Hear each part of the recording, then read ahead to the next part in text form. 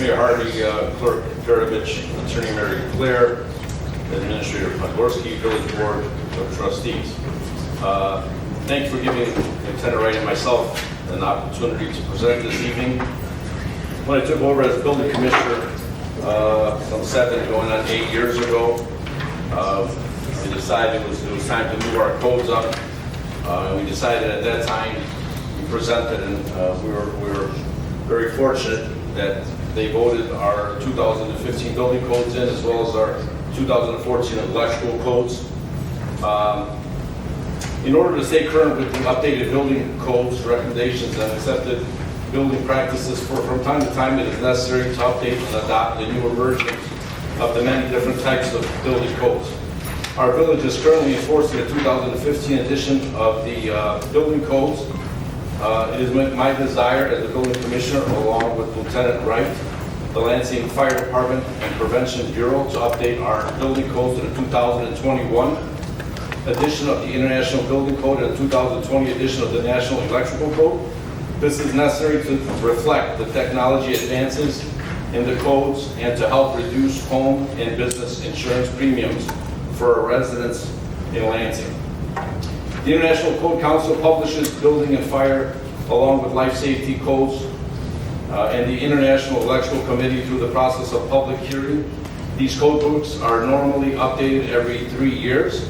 The only exception is the Illinois State Plumbing Code, which is still stuck on the 2014 book. That's because there's no technology in toilets yet. There's no Tesla toilets. We have no charging toilets yet. We have no Elon Musk bathrooms yet. I think the only thing that they did for us in the last 100 years is we moved the outhouse into our house. So other than that, clean water comes in, dirty water goes out. Updating codes and standards will have a positive effect on insurance service offices. They regulate the insurance premiums for our village and its residents. About some 5 years ago, we had a ISO audit, and I'd like to thank Robinson Engineering too, because they play a big part of it as well. And we probably got the highest rating that Lansing ever had, which kept our insurance premiums at an all-time low for all of our residents. So with that, we have an audit coming up in 2025, and we'd like to move these codes up a little in order to continue with our great score. I think I'd like to give our Lieutenant Wright an opportunity to present his fire codes to you, and then I'll try to jump back in and present the building codes to you. So, Lieutenant Wright. Yeah, thank you. It's all yours. All right, so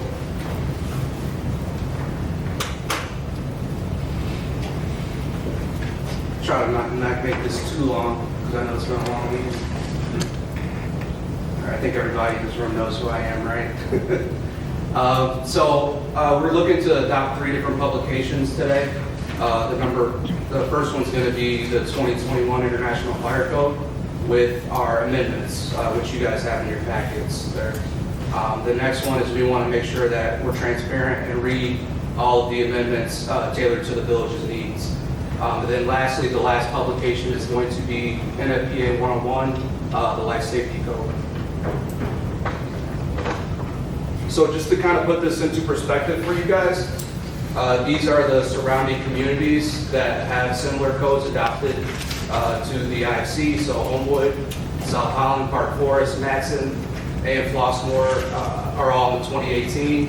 And then you have Tinley Park, who is currently on the 2021 version, which is what we're asking for adoption today. So in your packet, the first couple sections you guys are going to see is section 101, 109, and 112. These are the administrative and general provisions. So our first amendment that we're looking to get clarification on is the inserting the Village of Lansing, obviously, in that title.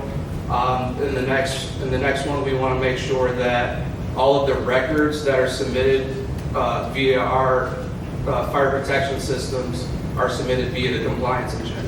So that's a service we already have set up in the village. We just want to make sure that we get that inputted into the code.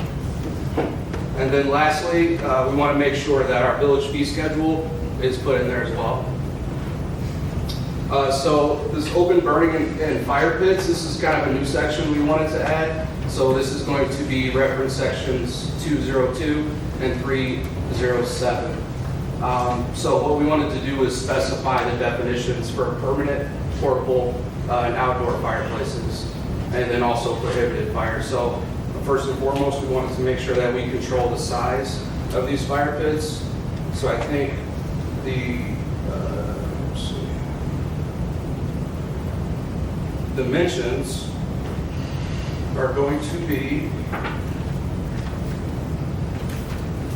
36 inches in diameter and then 24 inches in depth.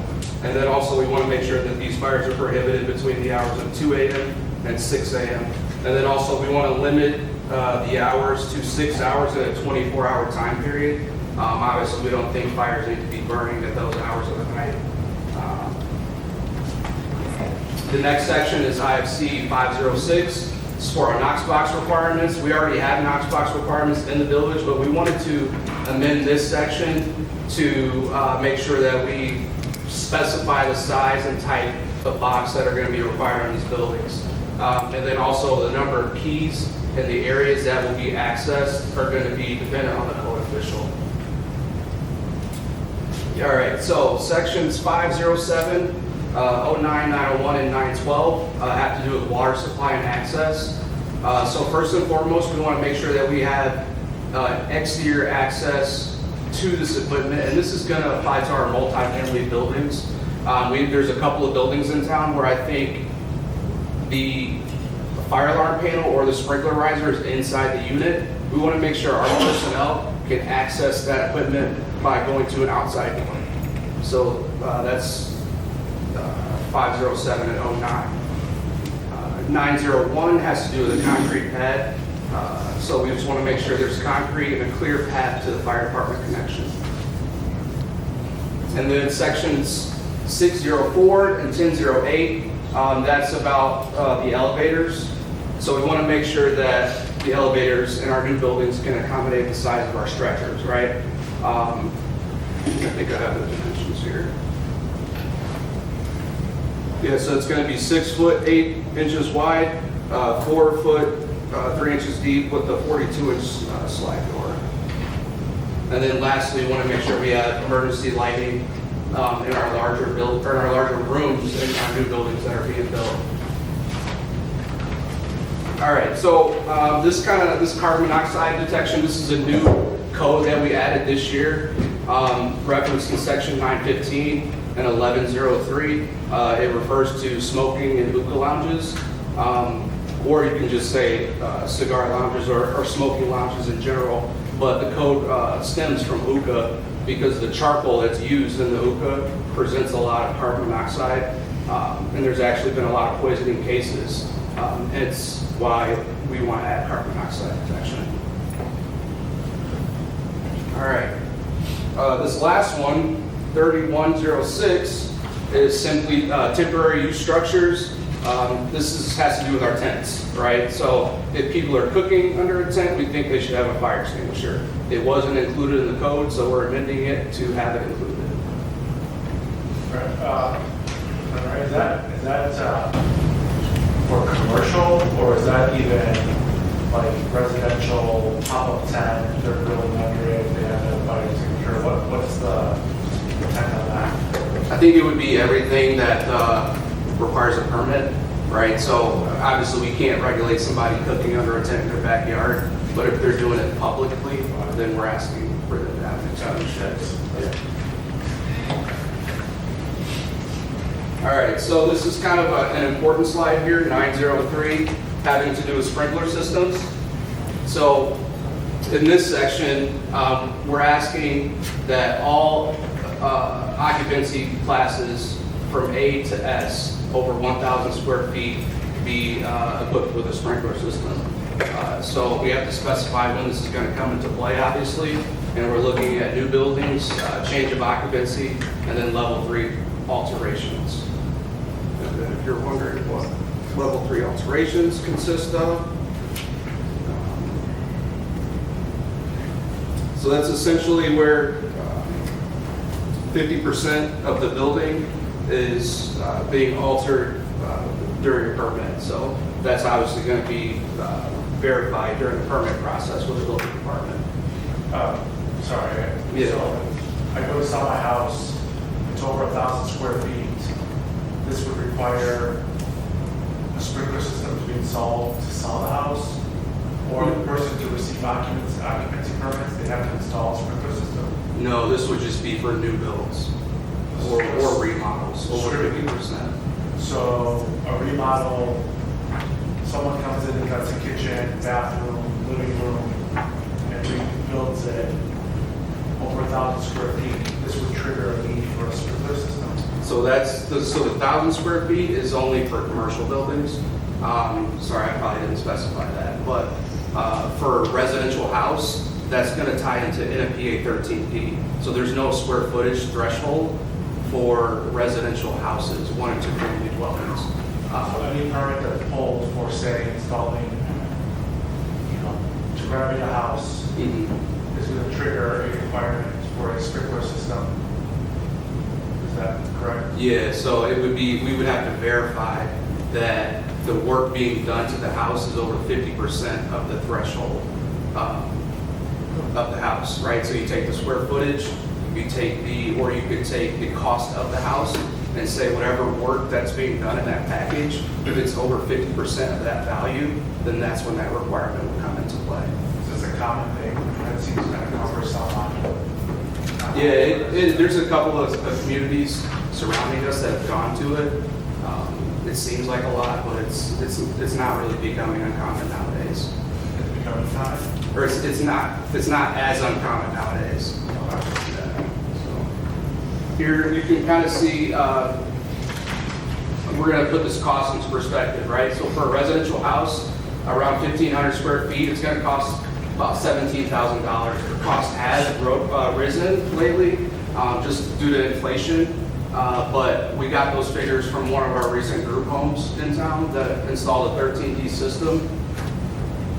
For a commercial building, that was 22,000 square feet. That was around $131,000 to install a sprinkler system and a fire alarm system. And this is video report.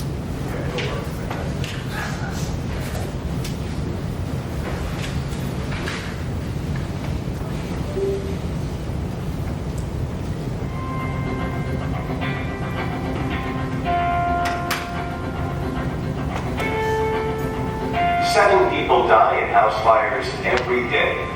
Every year, thousands sustain life-changing injuries, and house fires cause more than $6 billion in property damage. Responders are vulnerable to injury, as well as contamination-related cancers and other disease. An uncontrolled home fire can turn deadly in less than 2 minutes. That's not much time to survive. Within 3 to 5 minutes after a fire has started, flashover occurs. When that happens, everything combustible in the room bursts into flames.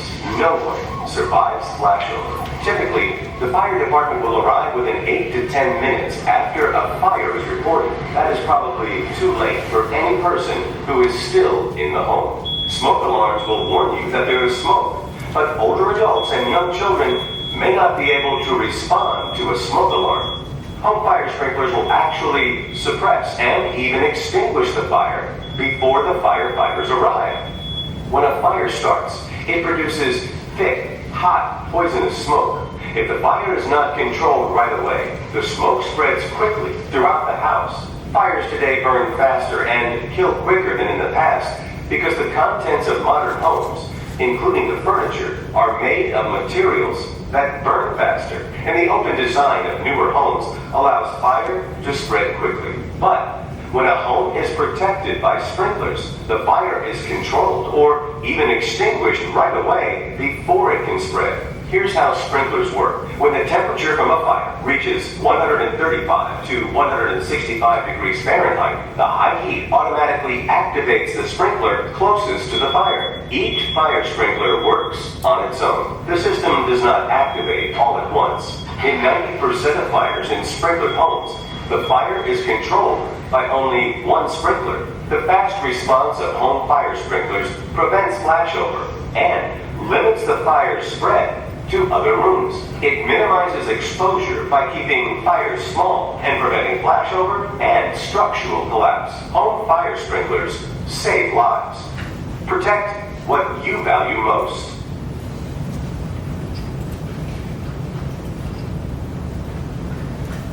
All right, so trustee, this next slide kind of puts the communities into perspective and kind of who currently have this requirement adopted. So on the left here, you'll see towns like Palos, Matson, Alsip, Chicago Ridge, Flossmoor, Sauk Village, and Blue Island, along with Richmond Park and Park Forest. Those are all the communities surrounding us that have 13D adopted. So which meaning every new house that's built in that community will have a sprinkler system. What's interesting about this is we kind of already have this in the village right now. So in the international residential code, it requires you to install 13D sprinkler systems in new homes, right? So this is kind of just being transparent, asking if we're going to not amend the section out, let's go ahead and adopt 13D so these systems are installed correctly, right? On the right is the communities that currently have a 0 square footage requirement for all new buildings altogether. So we were asking for 1,000 square foot threshold. These are the communities, Hazel Crest, Homewood, Riverdale, and South Holland, who no matter what size the building is, it's all getting sprinkled. If I can too, I think it's important to point out, and correct me if I'm wrong, this isn't being, this isn't like you're moving and you're putting one in. This is truly for new construction and remodels over that. Over the threshold. Remodel. Yes. Yeah, and again, having been in a ton of different fires, the amount of smoke and all that is generated, it's crazy. And that slide they referred to like legacy homes versus the modern home. Lansing has many legacy homes, so because the legacy homes were built in like 30s, 40s, 50s, 60s. But it's the contents now that are in those homes. So I mean, this is really kind of something that's going to protect our residents. But also, I want to point out that it's not penalizing. So again, you're not selling your house and we're coming in and saying, well, it's time to install that sprinkler system. That's not the intent. Yeah, and I also, I care about public safety, and I think it matters. I also don't want to disincentivize reinvestments into our homes and our community. I don't want developers to abandon Lansing because it's too cost prohibitive to rehab a house and flip it. So there's a balance. I'm sure, of course, public safety matters, but we're already at a disadvantage in Lansing considering where we're at in comparison to Indiana and our tax burden. So, I just want to make sure that we're not putting ourselves even more at a disadvantage by making these requirements where we're discouraging developers to come and invest in our community and to make our homes more modern and more attractive. So I probably sound like this guy's against public safety. Well, no, that's not the case, but you have to consider it as well as is it a discourager of investment in our community? Yeah, absolutely. I will say there's not a lot of open land to build new construction housing in Lansing, but I will say if a house burns down to the ground, we've had a few cases to where houses were total losses due to fires. Those houses that were rebuilt do have sprinkler systems in them. So we have done a good job with the building department and the fire department collectively to ensure those houses are sprinkled. It doesn't really happen too often outside of like our group homes and kind of like our developmentally challenged adult care facilities. But it is important. Yeah. And we're not being the trendsetter in this instance. You can see we're surrounded by a lot of communities that have already embraced this, such as South Holland, Richmond Park, Park Forest. So this is something that's been out there to try and true as opposed to us, kind of blazing the trail for it. So, how would it affect a rehab? A house has been vacant, something comes along, as Trustee Abbasy was saying, they come along, you know, they pick it up for back taxes and they're gonna rehab the house. Is that gonna trigger it, or because the home hasn't been damaged 50%? I guess, explain to me how that would work. Yeah, sure. So like currently, if a house is vacant, right, and then they go to remodel it, and during the permit process, there's a cost associated with that total remodel, right? So say it's $100,000. If the house is worth $150,000, obviously that's more than 50% of the value. So technically, during that permit process, the house should be sprinkled. So it's like $1. So much you guys go in there and say square footage. Correct, yeah, the square footage pertains to more of commercial buildings, yeah, as opposed to the residential 1 and 2 family dwellings. Any more questions about the sprinkler system? So this next section, 907, is in relation to fire alarm systems. Without getting too deep into it, this essentially is attached to commercial sprinkler installations, right? So every building that has a sprinkler system installed is going to have a fire alarm system installed as well.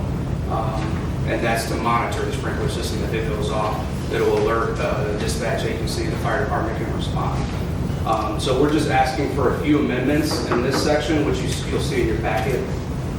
The first one is that we're asking for all alarms to be addressable, and that's because the older style fire alarm systems were all zoned.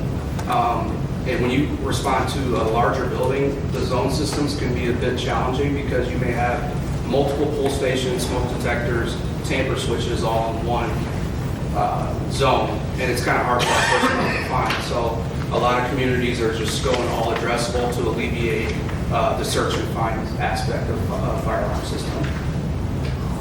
And the next thing is we're going to expand this to all occupancy groups. And then if you do have a fire alarm system installed, Section 907 will require you to have an exterior strobe and horn installed on the outside of the building. And then lastly, we added a section in there to require enunciation maps near the fire alarm panel. And obviously, this is going to come into play once again for new construction, level 3 alterations, which is that 50% threshold, and then change of occupancy. I'm sorry, I don't mean to make you badger on the light. So is this the change of occupancy solely commercial, or is this residential as well? Yeah, so when it comes to residential, that's the only occupancy, right? So this is for commercial, to simplify it. Okay. So going from like an assembly occupancy to a mercantile or a business to a factory or storage. There's not from one resident to another occupying the permit, even an occupancy permit, that is not incorporated. Correct.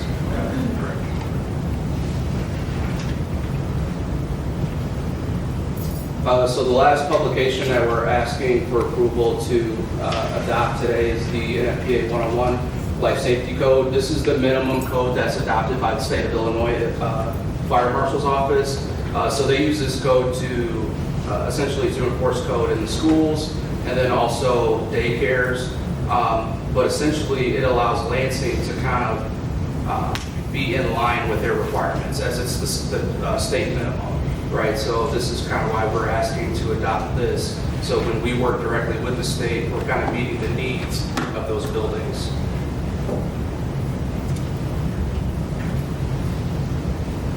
This is how it works. Yeah, we've got questions and answered at the end. If I could pass this out, this is our current amendments that we've had for decades. These are kind of like more of the chapters because the actual amendments are hundreds of pages long and they're all on our website.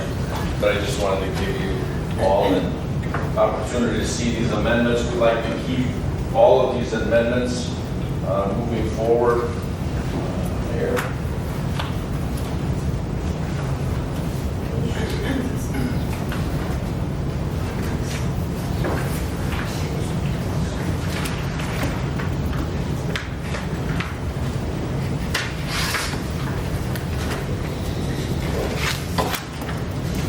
with the adoption of new codes, I'm sure there's going to be more amendments to the codes that we have amended over the years.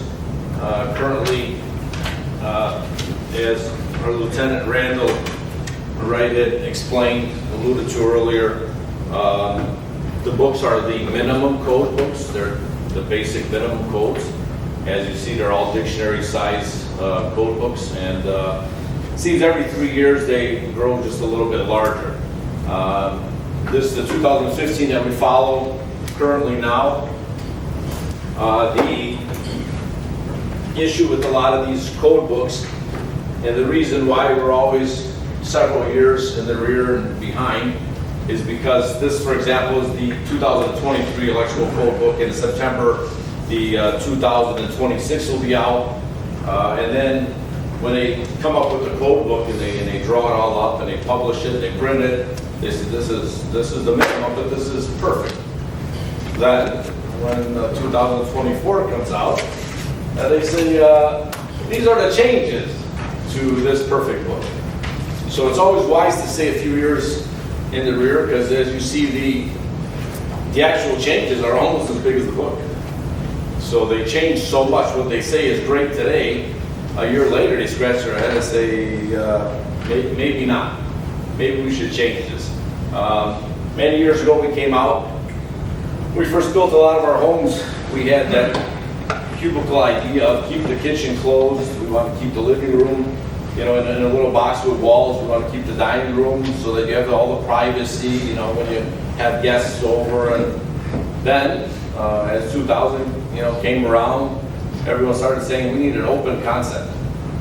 Let's tear all these walls down. We want it all nice and open. So now you've changed, obviously, the structure of the building. So you've changed the building codes. So they went ahead and began to change the building codes, and they said, well, now I could see everyone in the kitchen, and everyone in the kitchen can see everyone in the living room and the dining room. Now we've removed all the walls, so now what do we do with a lot of this open space? So they said, we know, we're going to build islands and peninsulas that come out of the kitchen, and we'll put some chairs out there, and we'll be able to sit around. Now we need tablets, we got phones. We need a place to plug this in. If you have an island inside your home now, with the new designs, they said, well, it does us no good because we have no outlets. So then we went back to the electrical code. Let's change all of that. We need to put outlets. Now people were getting electrocuted because you have wet hands over here in the sink. You go over to the island. Now we're making dough, or we're going to bake cakes, and now we plug something in. Oh, they're not GFI'd. We didn't think of that. So let's make them all GFI plugs. So then they did that. Then another 3 years went by, and they said this is all a terrible idea. What they found is that little toddlers were crawling over and using the cord to pull themselves up onto their feet. And what they ended up doing is pulling the crock pot with boiling soup on top of themselves. So not only do they get third-degree burns on their face and body forever, they also got hit by the crock pot. I said, this is a terrible idea. Get rid of all of these plugs. You don't want no plugs on the bottom half of the islands or the peninsulas. So what do you do with all the ones we've been putting in for the last 9 years that are already installed? So this is how the code continues to evolve and change. And then the ADA came and said, wait, hold on a second. What are we going to do about the people that are in wheelchairs, for example, and can't reach up on the counter out of a wheelchair to plug anything in? So they said we got to design something now where for the ADA people to be able to. So we got to keep the children safe, so they're not getting injured and hurt and burned, but we got to also help the ADA people. So it continued to evolve, and as you change the electrical code, then you change the fire code, then you change the building code, just like solar panels. Before it was really easy to put a solar panel up there, but then that affects the fire department because they've got to go up on solar panels to cut holes in the roofs. So now that affects them. It also affects, obviously, the building codes too. So your electrical codes have changed, now your building codes, your fire codes change, all of that has to change to coincide and work in lockstep with one another. So, in a nutshell, if permitted and we do adopt these new code books, we're going to have a lot of amendments to add to this. There's a lot that's changing drastically with like solar panels, wind turbines, the Tesla chargers, batteries now. They came up with the great ideas, buy an electric car, it's all EV, plug it in, and then you have an electric car. Now they came up with the idea of, wait a minute, it's got a battery in it. So how about, again, 3 to 6 years later, they came up with the idea of, well, when your power goes out, the Tesla car can power your house. We'll feed the power back into your home. So now they've come up with that idea. Now, they've also come out, and I'm waiting to see in September what the 2026 electrical code book's going to be like, because they've come up with now solar shingles. So there's no sense in putting solar panels up when you have solar shingles. So we can nail solar shingles to your roof, and it'll produce the same power that, again, back to changing the fire code books, back to changing the building code books, and what they're going to nail it to and so on. Now, I've heard they started this in Florida, and we'll see how it migrates throughout the country and what states begin to install these and how that's going to affect all of us and how that's going to work. I predict that one day in the future, looking at like 2029, you'll have wind turbines in your backyard, just like you have an air conditioning unit, nice little fan blade that spins around up in the air for you, produces electricity for your home. So there's so much that they're coming out with, and is the reason why we have to kind of keep up with these code books, but not go too far, because as you see, after they come out, the next year they're already changing them. They're already saying, hold on, this is a bad idea, we need to change it. So it continues to evolve and change with technology. So I think what I do want to stress and make sure we understand is by adopting these, if you guys are all in favor of it and we do adopt these, this will not change any of the current permits and bills that we have out there. Like the Kia, like the Hilton Hotel, the Sky Zone or Smoothie King coming up in the near future. But what it will affect is obviously newer bills of what gets proposed, in the future after that, such as what may go where the Pioneer Motel is now. So whatever we've had on the books, whatever blueprints and permits we've already issued, they would remain, so it wouldn't affect any of that. What it would affect is future bills, future plans for any new buildings and so on.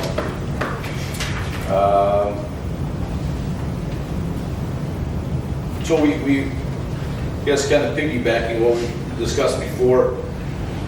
Over the last 3-4 years, Mary Claire from Matt's office and I have worked on acquiring, and obviously thanks to all of you, you guys deserve all the credit for it. We've worked together to acquire some 30 properties that we've demoed. You guys were all instrumental in all of that, so thank you guys. And now we do have lots for future development in terms of residential homes. Along with here, like I said, the Pioneer in the future, the bank building. So we've done a lot. We've demoed a lot of those boarded up homes. We've taken them down. Thank God we acquired the money to be able to do all of that. And now it'll be time to start building on those lots too. One home that was built prior to all of us here was about some 12 years ago. It's the second house on 178th, and I want to say, I don't think it's Roy Street, but it's the first few streets right around the school on 178th Street. It's the second house. There was an empty lot there. I don't know the reason why, but they ended up building a home. I don't know if a home had burned down at some point. That was some 12, 13 years ago. And that house, they did install sprinkler systems. They ran new lines to the house, and they did install sprinkler systems in that home. And I think that was probably the last home in the last 13 years that we really built, because we didn't have this room to build.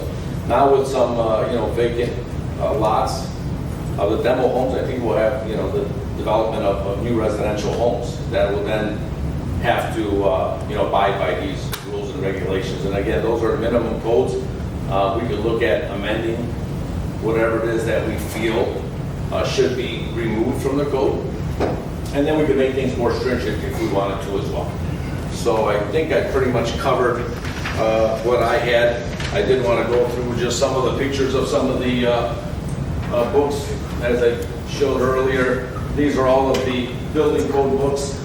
The International Building Code, we're looking to move up to 21. The International Residential Code to 21. The Mechanical Code to 21. Our Fuel Gas Code to 2018. International Energy Conservation Code. move up to the latest of that in 21, International Property Maintenance Code of 21, the private sewage disposal to 21, the fire code to 21, as Randall had alluded to and explained earlier, the pool and spa code, moving that up to 21, the National Electric Code to 2020. I have a feeling at the rate that everything is moving with solar energy and electric vehicles that will probably be moving to this 2023 within probably a year, because technology is really taking off in the electrical industry.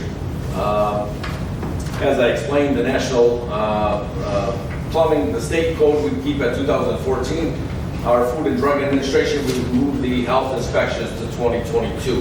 There are some other ones I'm looking at, and I'd like to study them a little closer. And I think with amendments, once we, if we do adopt these code books, and we do make other amendments, I think at that point, we'll look at a few other energy code books and so on in the near future, just to kind of show some of the books. They kind of look small up there, but as you see, they're 800 to 1,000 pages long.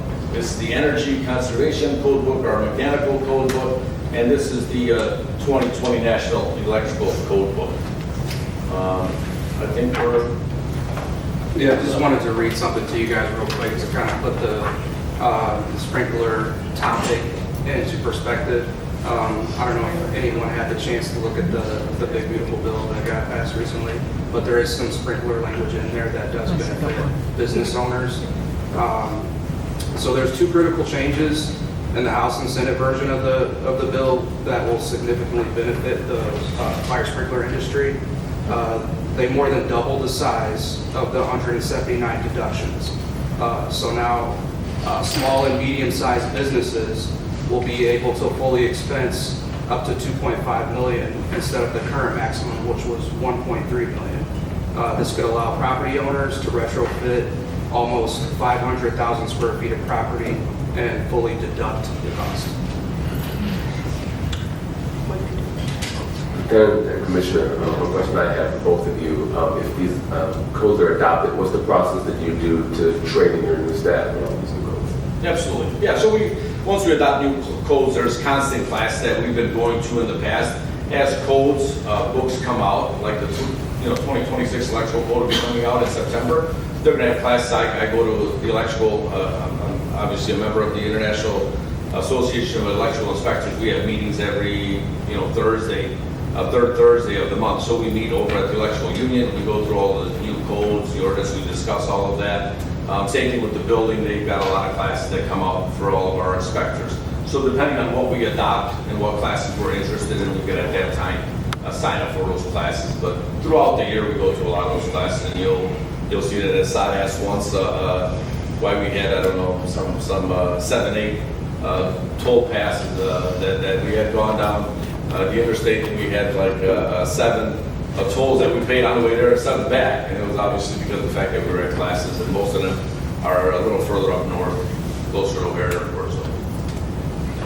Going to write the same process? Yeah, so me and my staff, we started brushing up on these codes over a year ago. So there was a PowerPoint that came out from our plan review specialist, which we reviewed the significant changes from 2015 to 2018, and then from 2018 to 2021. So we looked at those extensively, and there's nothing riveting that's going to affect our operations, but all of my staff are up to speed on those changes. I think it's worth mentioning that we also worked hand in hand with Kelly Reynolds, our reviewer. He reviews a lot of the large projects, and we ran all of this past him and worked with him on all of these as well. So he had a say-so in a lot of this too. Thank you. Does the board have any questions?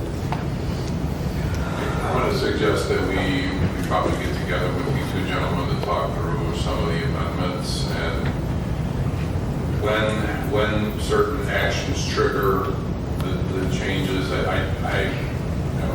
don't think I'm going to be out on too big of a limb to say there's some confusion up here right now about when an action triggers some of these changes that might be very costly. So I want to suggest we get back together and talk through and I know we have an insurance service office audit coming up in August. I know we'd like to get some of these done by then, but I'm going to suggest that we get together internally and talk through some of these things so that there's a little bit more clarity up here. Okay. Sure. That's a good idea. So I was, I think we'll report back to the board internally and possibly we have some of these ready. If we think, if it's pretty straightforward. I think if there's some clarification on the amendments, there's a good chance we might see this back on the August